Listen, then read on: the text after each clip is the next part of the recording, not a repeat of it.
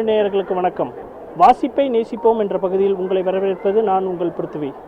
சென்னை புத்தக கண்காட்சியில் மிகவும் பிரபலமாக பேசப்படுற சீர் வாசகர் வட்டத்தில் தான் நம்ம இப்போ இருக்கிறோம். பல புத்தகங்களை மலிவு விலையில் கொடுக்கறதுனால இந்த பதிப்பகம் ரொம்ப பிரபலமாக இருக்குது. மக்களிடையே வாசிப்பை தூண்டணுன்றதுக்காக அவங்க பல முயற்சிகளை மேற்கொள்கிறாங்க. இது தொடர்பாக அதோட ஒருங்கிணைப்பாளர் தம்பிக்கிட்ட தான் இப்போ நம்ம பேச இருக்கிறோம். சார், இந்த சீர் வாசகர் வட்டம் எதனால் ஆரம்பிக்கப்பட்டுச்சு, இதோட நோக்கம் என்ன, அதை கொஞ்சம் மக்களுக்கு விவரிங்க சார்.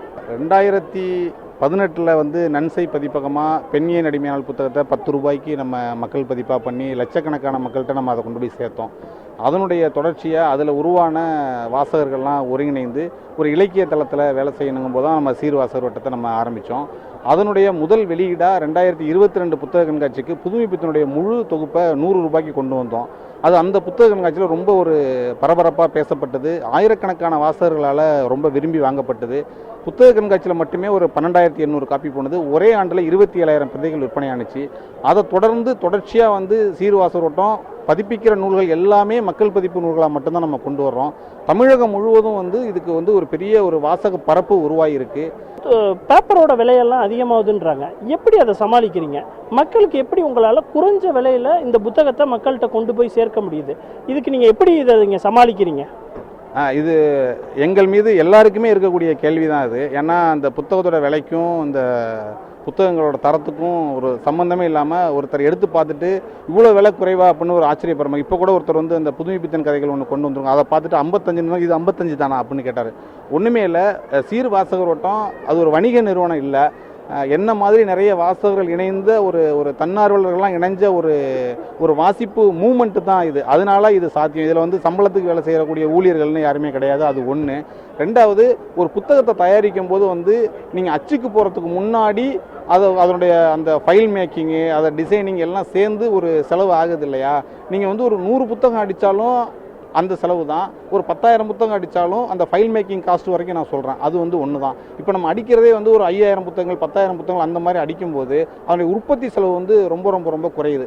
அப்படி தான் நம்ம வந்து ராகுல்ஜியோட வாழ்காவில் இருந்து கங்கை வரை புத்தகத்தை வந்து தொடரா மங்கை மொழியாக்கத்தில் வந்து நம்ம 100 ரூபாய்க்கு கொடுத்தோம். நம்ம அறிவிப்பு வெளியிட்ட 24 மணி நேரத்திலே வந்து 16,600 புத்தகங்கள் தமிழ்நாடு முழுக்க முன்பதிவு ஆணிச்சு. அப்போ நீங்கள் ஒரு புத்தகத்தை ஒரு 500 அடிக்கும்போது அது ஆகிற உற்பத்தி செலவுங்கிறதும் 20,000 அடிக்கும்போது ஆகிற உற்பத்தி செலவுங்கிறதும் ரொம்ப ஒரு பெரிய வித்தியாசம் இருக்குது. இதை வாங்கி தேக்கி வச்சுக்கிற ஒரு குடோனோ அந்த மாதிரிலாம் எதுவுமே தேவையில்லாமல் ஒரு அச்சகத்திலிருந்து நேரடியாக வந்து இந்த தன்னார்வலர்கள் மூலமாக வாசகருடைய கைக்கு போய் சேருது இல்லையா? அப்போ இந்த ஒரு நெட்வொர்க்கை நம்ம உருவாக்கி வச்சுருக்கோம் இல்லையா? இதனால் வந்து இது சாத்தியமாக இருக்குது. இது எல்லார் மனதிலும் எழக்கூடிய கேள்வி தான். இதுதான் இதுக்கு முக்கியமான ரீசன். சார், இப்போ மாணவர்களுக்கு சில சிறப்பு திட்டங்கள் இருக்குதுன்னு நாங்கள் கேள்விப்பட்டோம். அதே மாதிரி வாசகர்களுக்குமே பல திட்டங்களை இந்த ஆண்டு நீங்கள் அறிமுகப்படுத்துகிறீங்க. இது எப்படி அவங்களுக்கு ஹெல்ப்ஃபுல்லாக இருக்குது? இதை பற்றி கொஞ்சம் விவரிங்களா சார்? நான் ஒரு 10 ஆண்டு காலமாக நான் இந்த துறைக்குள்ளே வந்து ஒரு 13 ஆண்டு காலம் ஆகுது. நான் பொதுவாக சந்திக்கிற நண்பர்கள்ட்டெல்லாம் வந்து நீங்கள் எந்த வயசில் வாசிக்க ஆரம்பிச்சிங்க அப்படின்னு கேட்பேன். எல்லாருமே சொல்கிற விஷயம் வந்து ஒரு 10 வயசில் ஆரம்பித்தேன், 11 வயசில் ஆரம்பித்தேன் அப்படிங்கிறது தான் ஒரு 90% பேரோட ஒரு பதிலாக இருக்கும். அப்போ வந்து ஒரு 6வது படிக்கிற வயசுங்கிறது ஒரு சிலபஸை தாண்டி வேறு ஒரு கதை படிக்கிறதோ இந்த மாதிரியான விஷயங்களுக்குள்ளே அப்போ தான் அவங்க வர்றாங்க. அப்போது ஒரு வாசிப்பு பழக்கத்தை அவங்களுக்குள்ள தீவிரமாக ஏற்படுத்தணும்னா அந்த வயது சரியாக இருக்கும்னு நினச்சி நம்ம 6லேருந்து 10 வகுப்பு மாணவர்களுக்கு நம்ம வந்து ஒரு புத்தக தூதுவர் திட்டம் அப்படின்னு சொல்லி ஒரு திட்டத்தை நம்ம வந்து அறிவிச்சிருக்கோம். என்னென்னு கேட்டிங்கன்னா, 6லேருந்து 10 வரைக்கும் இருக்கக்கூடிய அரசு பள்ளி மாணவர்களுக்கு அந்த பள்ளிக்கூடத்தை யாராவது ஒருத்தர், ஒரு முன்னாள் மாணவரோ இல்லை அந்த அரசு பள்ளிக்கு பக்கத்தில் இருக்கிற யாரோ ஒருத்தர் வந்து, அதாவது வாசிப்பின் அருமையை புரிந்த ஒருவர் வந்து அந்த பள்ளியை தத்தெடுத்துக்கிட்டு அவங்களுக்கு வந்து அந்த புத்தகங்களை வாங்கி கொடுக்கறது. உதாரணமாக ஒரு பள்ளியில் ஒரு 100 பேர் இருக்காங்கன்னா அந்த 100 பேருக்கும் மாதம் ஒரு புத்தகம், ஒவ்வொரு மாணவருக்கும் ஒரு புத்தகம். 10 ரூபா தான் ஒரு புத்தகம். 100 பேர் இருக்காங்கன்னா 1000 ரூபாய் தானே வரும். அவங்களுக்கு மாதம் ஒரு புத்தகத்தை கொடுக்கறது. இதை வந்து நம்ம இப்போ பண்ணிக்கிட்டு இருக்கோம். இதை வந்து கடந்த கல்வியாண்டில் வந்து நம்ம கல்வி அமைச்சர் வந்து அவங்க தான் தொடங்கி வச்சாங்க காட்டூரில்.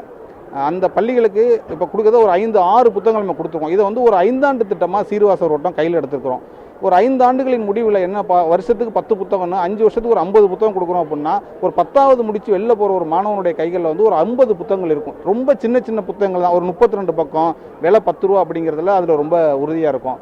அடுத்தது வாசகர்களுக்கு என்ன வச்சுருக்கோம்னா புத்தக சேமிப்பு திட்டம்னு வச்சுருக்கோம். இது வந்து 2வது வருஷம் இப்போ முடிய போகுது. அடுத்தது 3வது ஆண்டு தொடங்க போகிறோம். மாதம் இப்போ வந்து நகைச்சீட்டு சேர்ப்பாங்க இல்லையா? அதே மாதிரி மாதம் 600 ரூபாய் பணம் கட்டிட்டு ஒரு 10 மாதம் தொகை செலுத்தக்கூடிய ஒருத்தட்ட ஒரு 6,000 ரூபாய் இருக்குது அப்படின்னா அவங்க ஒரு 8,000 ரூபாய்க்கு புத்தகங்கள் வாங்கிக்கலாம் அப்படிங்கிற மாதிரி ஒரு திட்டம். கடந்த ஆண்டும் நல்ல பெரிய வரவேற்பு, இந்த ஆண்டும் நிறைய அந்த வரவேற்பு இருக்குது. அது அவங்களுக்கு ரொம்ப பயனுள்ளதாக இருக்குது. அது எல்லாம் என்ன அப்படின்னா, ஒரு அரங்குக்குள்ளேயே அவங்க வந்து ரொம்ப எல்லாத்தையும் சுற்றி பார்த்து தேர்ந்தெடுக்கிற ஒரு சூழல் வந்து அவங்களுக்கு ஒரு சிரமமான சூழல் இல்லாமல் நம்மளே அதை ஃபில்டர் பண்ணி புதிய புத்தகங்களை மட்டும் கொடுக்கும்போது அவங்களுக்கு ரொம்ப வந்து அது எளிதாக இருக்குன்னு அந்த திட்டத்தில் இருக்கவங்க சொல்கிறாங்க. இதை இந்த ஆண்டும் தொடர்ச்சியாக நம்ம வந்து தொடர போகிறோம். இது வாசகர்களுக்கு ரொம்ப பயனுள்ள ஒரு திட்டமாக இருக்குது. சார், இந்த ஆண்டு சீர் வாசக வட்டம் சார்பாக என்ன புதிய புத்தகங்கள்லாம் மக்களுக்கு அறிமுகப்படுத்துறீங்க, அதை கொஞ்சம் விவரிங்களா? ஓநாய் குல சின்னம் அப்படின்னு ஒரு சீன நாவல்.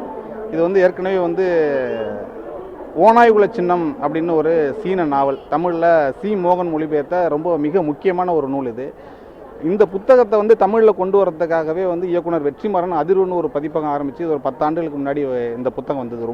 ரொம்ப தமிழுக்கு கொண்டு வரப்பட்ட உலக இலக்கியங்களில் மிக மிக ஒரு முக்கியமான புத்தகம்னு இதை சொல்லலாம்.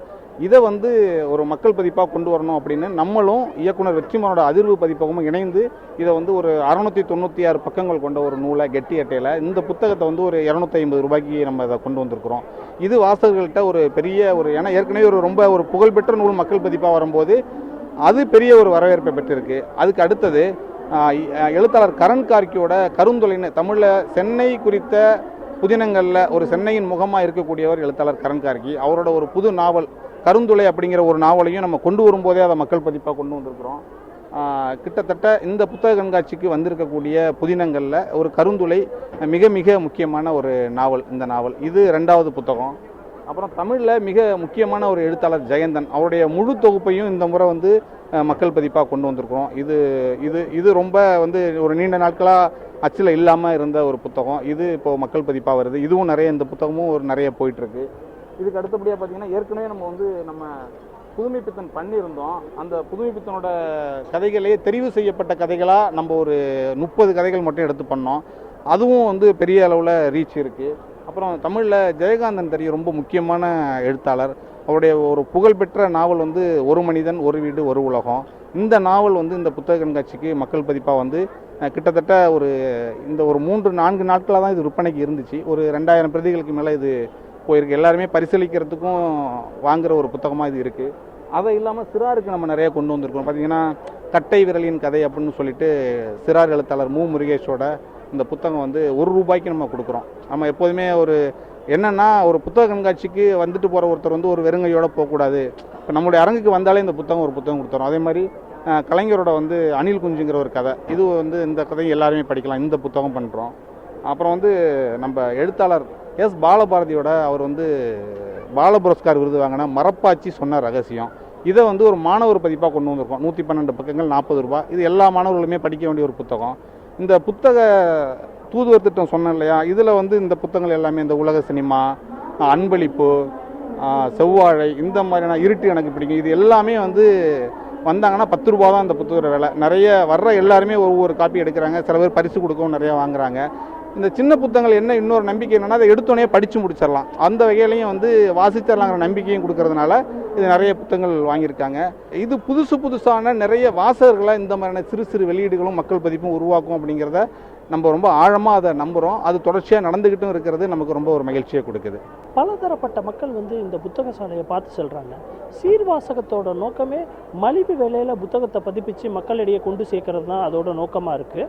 இந்த சென்னை புத்தக கண்காட்சியில் நீங்கள் மிஸ் பண்ணாமல் பார்க்க வேண்டிய இடம் வந்து இந்த சீர்வாசகர் வட்டத்தோட ஸ்டால் தான். நியூஸ் 7 தமிழ் செய்திகளுக்காக ஒளிப்பதிவாளர் விக்ரமுடன் சிறப்பு செய்தியாளர் பிருத்வி.